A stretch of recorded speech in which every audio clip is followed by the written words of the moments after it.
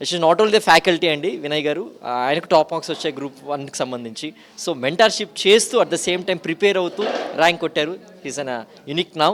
And so వారిని అడిగే వాళ్ళ ఎక్స్పీరియన్స్తో పాటు స్టూడెంట్స్కి ఇచ్చినటువంటి గైడెన్స్ సంబంధించి కూడా పాటు కూడా మనం తెలుసుకుందాం. So first of all congratulations sir.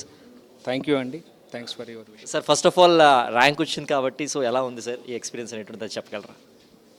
I got 482.5 marks, better score, but ఇంకా బెటర్గా రావాల్సి ఉండే నాకు. ఎనీహౌ నేను గైడ్ చేసిన చాలామంది మెరిట్ లిస్ట్లో ఉండడం, అందులో మంచి మార్క్స్ రావడం అనేది నాకు చాలా సంతోషంగా ఉంది.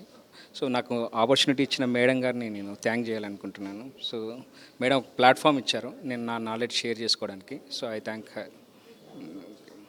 Good sir. అండ్ ఇంతమంది స్టూడెంట్స్ అనేటి వాళ్ళు మీ గైడెన్స్లో విత్ మేడం అండ్ యువర్ గైడెన్స్లో వచ్చారు కాబట్టి ఎలా అనిపిస్తుంది ఇంతమంది స్టూడెంట్స్ చూసినప్పుడు? చాలా హ్యాపీగా ఉంది. సో మాది అంటే we have been past our prime, but వాళ్ళంతా future assets of this state. So అడ్మినిస్ట్రేషన్లో వాళ్ళంతా ముందు ముందు చాలా కీలకమైన పాత్ర పోషించబోతున్నారు. ఇప్పుడిప్పుడే డిగ్రీ కంప్లీట్ చేసుకొని వచ్చిన వాళ్ళు చాలా అంటే ఎంతూజియాస్టిక్గా ఉన్న పిల్లల్ని చూస్తుంటే చాలా బాగా అనిపిస్తుంది. వాళ్ళని గైడ్ చేస్తూ నేను నేర్చుకోవడం అనేది ఇట్ ఈస్ డబుల్ హ్యాపీ.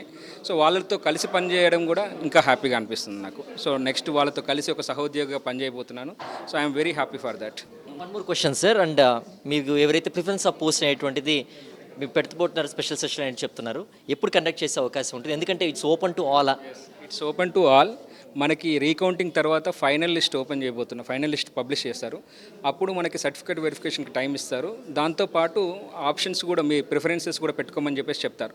ఆ టైంలో ఒక క్లారిటీ వచ్చేస్తుంది ఎవరెవరు వస్తున్నారు సర్టిఫికేట్ వెరిఫికేషన్కి. జనరల్గా 1:2 రేషియోలో పిలుస్తారు.